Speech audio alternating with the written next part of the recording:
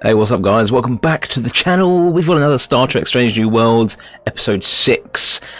This one was called, I have got it written down here somewhere, damn it, Lift Us Where Suffering Cannot Reach. And, solid episode. And they're just fucking knocking it out of the freaking park with this series. It's Star Trek. It's so good. It's kicking the arse of Discovery and Picard, and it really does show that you can get sort of like that deep, impactful, emotional story in episodic missions like this. Unlike Discovery and Picard, where the series the story was serialized over the whole season. And, well, it's the whole series, actually. The story is the whole series, which I can't stand. That's not Star Trek. It doesn't work. I don't know anyone that's enjoyed Picard or Discovery, I don't think. But this, it's Star Trek. Star Trek is back. I said that in the last review, but yeah, it's back, and I'm so happy it is. This one's predominantly a Pike episode, so there are going to be some spoilers here, so because I do want to talk about the episode. So yeah, if you haven't seen it yet and you don't want to hear any of this stuff, I'll try not to go into too much detail, but head away now. And thanks for joining. But yeah, so this is a predominantly Pike episode. We get to see. Well, we find. I think you see it in the trailer. He meets up with an old flame. She gets beamed aboard the Enterprise because her ship was basically under attack by another crew, another ship who they believe was an enemy. And yeah, she beams aboard, reunites with Pike. There's a little bit of jostling between Pike and Una. There's another character. What was his name? Was it Numa or something? Not Numa. I want to say Numa and the boy. And I think he was the biological father of the boy. And the boy turns out to be this the first savior of the planet, and what that basically is he literally is the savior of the planet. By the end of the episode, you figure out why. And it's kind of not till late. I'm usually pretty good at picking up storylines. It wasn't till late when they were doing this big ceremony that I realized, something's going to happen to this kid. And they did a good job of changing up who you thought was who actually was the enemy in this episode. First of all, you think, ooh, it's going to be this. I'm pretty sure it's Numa, the father character.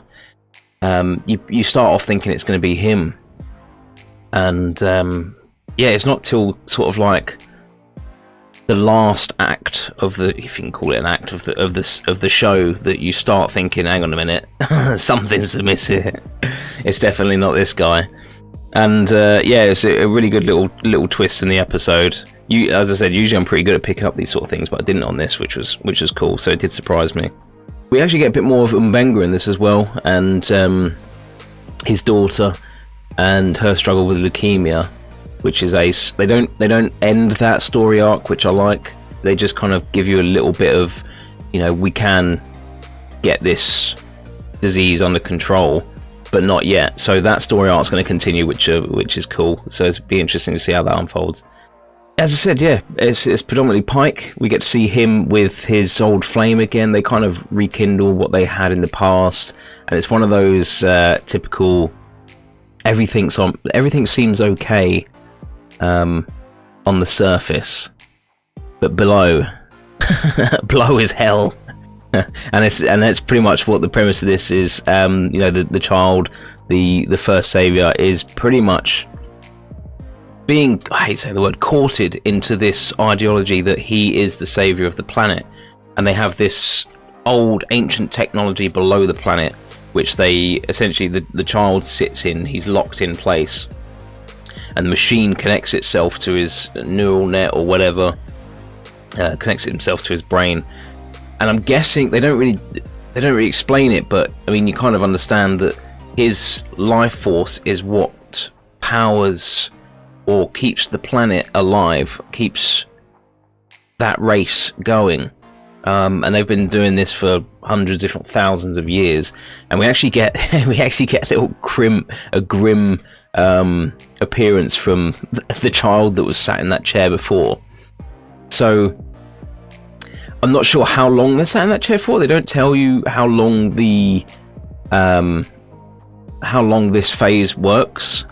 So it could be instant. I don't know whether the life force is drained from the child instantly, or whether it's over the course of the child's lifespan. Because when we see this corpse, when Pike pulls the cloth off of this corpse of this child, he sees it's a child.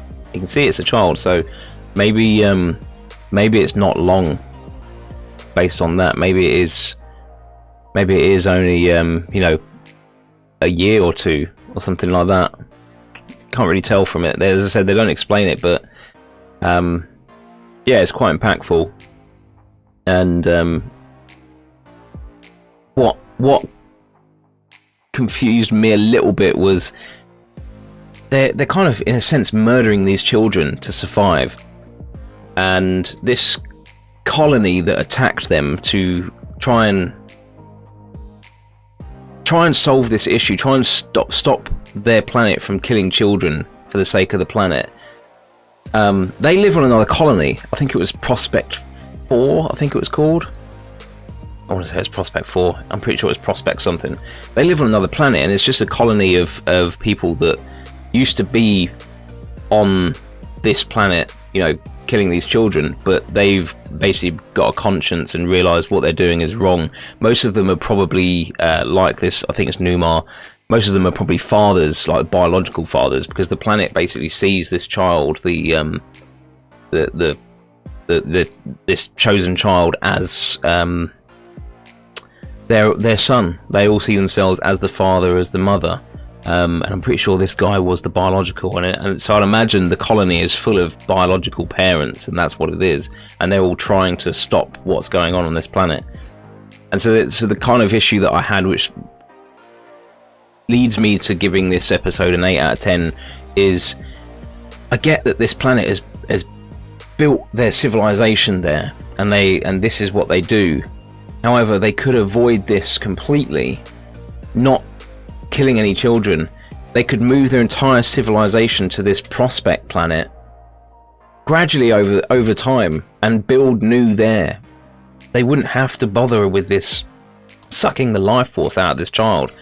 So it's a bit of a plot hole, I guess. But that's the only nitpick that I had with it, to be honest. Another great episode. I did get a little catch of the trailer for the next episode as well. Looks good. So I don't know how many episodes are in this series, actually. Let me have a quick Google. Okay, so it's 10 episodes. This season's gonna be 10 episodes, and we are at episode 6. I think it was. Was this episode 6? Or was this episode 5? Yeah, it was episode 6. So episode 7 next week. And the series is nearly over, and it's been the best Star Trek series. Probably since before Enterprise. I didn't really get into Enterprise. I didn't mind it, but it wasn't as good as this. This is awesome Trek. So this is good new Trek. This is the direction we want it to go in. And my faith has been restored in Alex Kurtzman. For now. Alright, for now. So yeah, solid 8, guys. Solid 8 out of 10. Just that one nitpick. They could move their civilization and stop killing their children. All would be well. And yeah.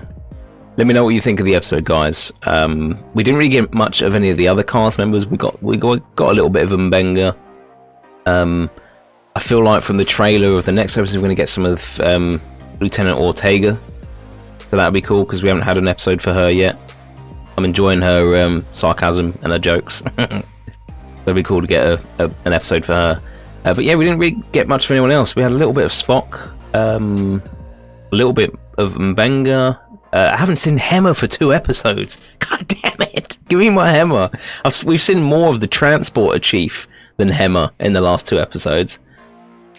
Yeah, so that's it for now, guys. Thanks for joining me. Let me know what you think of the episode when you get around to seeing it, or if you have seen it, drop a comment. And also, before you go hit the comments, don't forget to hit the like button or the dislike button, whatever you want to do. Hit the subscribe button and the notification bell, because then you'll be notified when the video goes live. And I'd love to have you guys on the channel with me as we grow, because we are growing.